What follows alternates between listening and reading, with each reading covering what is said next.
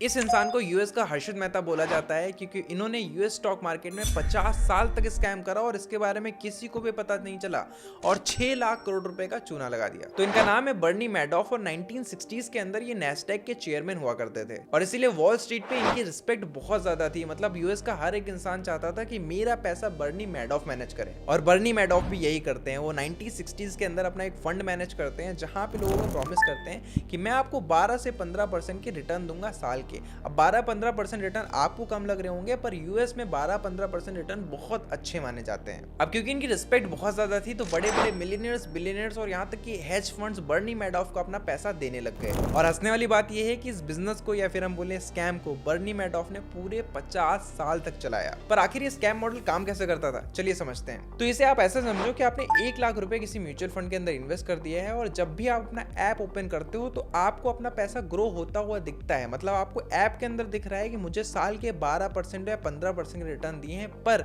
ये कुछ भी रियल रिटर्न नहीं है। वो अपने बैलेंस शीट को या फिर फाइनेंशियल्स को मैनिपुलेट कर दिया करते थे, सिर्फ रिटर्न दिखाई देते थे ऑन पेपर, सच में कोई भी रिटर्न नहीं हुआ करते थे। पर फिर क्वेश्चन आता है कि 50 साल तक आखिर इस स्कैम को छुपाया कैसे गया। तो होता ये था कि अगर 1 लाख रुपए का डिपॉजिट आ रहा है तो विड्रॉल कम होते थे क्योंकि लोग अपना कम पैसा निकाल रहे हैं। तो 50,000 रुपए के विड्रॉल हुए तो ये पैसा देने के लिए न्यू इन्वेस्टर्स का पैसा यूज कर लिया। तो एक तरफ से पैसा आ रहा है, दूसरी तरफ से जा रहा है। मतलब डिपॉजिट्स हमेशा ही विड्रॉल से कम रहते थे और शायद इस स्कैम के बारे में हमें कभी पता भी नहीं चलता अगर 2008 नहीं आता, क्योंकि 2008 आते ही फाइनेंशियल क्राइसिस आ जाता है, सारे स्टॉक्स गिर जाते हैं तो लोग पैसा निकालना ज्यादा शुरू कर देते हैं, डालने के लिए कोई रेडी ही नहीं था। उस टाइम पे इनका स्कैम एक्सपोज हो जाता है और इस स्कैम का साइज था $65 बिलियन यानी करीब 6 लाख करोड़ रुपए।